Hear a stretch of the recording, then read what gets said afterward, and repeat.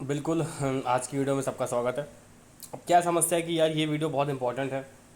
बहुत लोग अलग अलग मिस्टेक्स होते हैं कि सर अगर मैंने यूनिट नहीं लगाई, सर अगर मैंने हल्की सी मिस्टेक कर दी, सर अगर मैंने रे में एरो नहीं बनाया फिजिक्स में खास करके, या फिर मैंने किसी भी सब्जेक्ट में कोई छोटी सी मिस्टेक कर दी तो क्या हमें उसके लिए फॉरगिव कर दिया जाता है? क्या उसके लिए मार्क्स कटते हैं कि नहीं कटते हैं?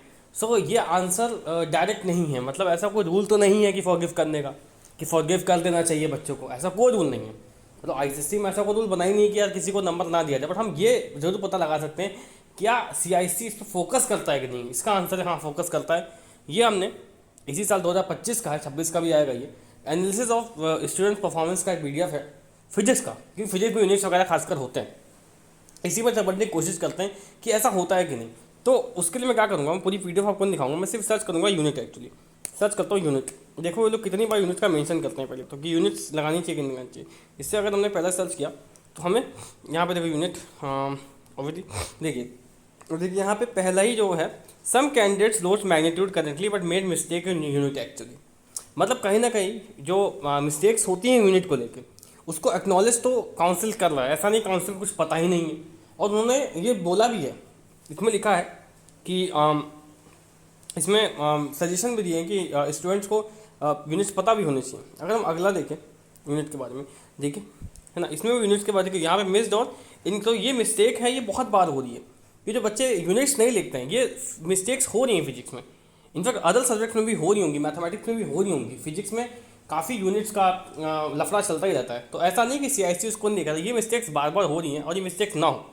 ठीक है, अगर हम आगे भी बढ़ें तो अगर हम उसमें देखें, यहाँ पे भी देखिए यूनिट्स यूनिट्स का कुछ चक्कर है।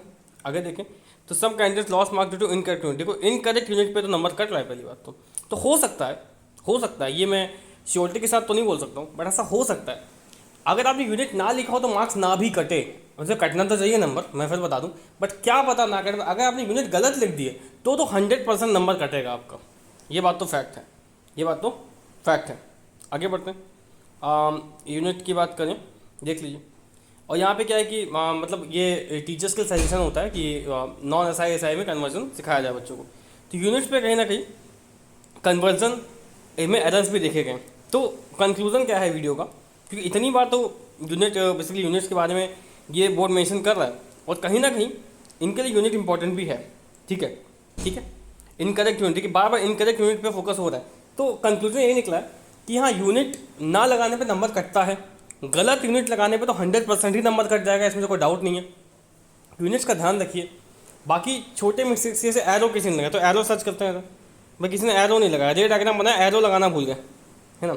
ये सब बहुत छोटी मिस्टेक्स होती हैं। एरो सर्च करते हैं, एरो है कहीं, देखो फॉरगेट ड्रॉ द एरोस, तो पहली मिस्टेक तो यही है कि एरो लगाना चाहिए आपको। सो ये स्मॉल मिस्टेक्स हैं, खासकर बहुत सारे सब्जेक्ट्स में होती हैं, जैसे फिजिक्स में नहीं है।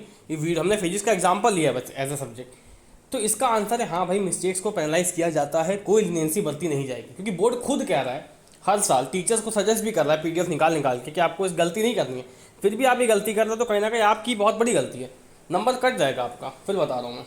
ठीक है, थैंक यू।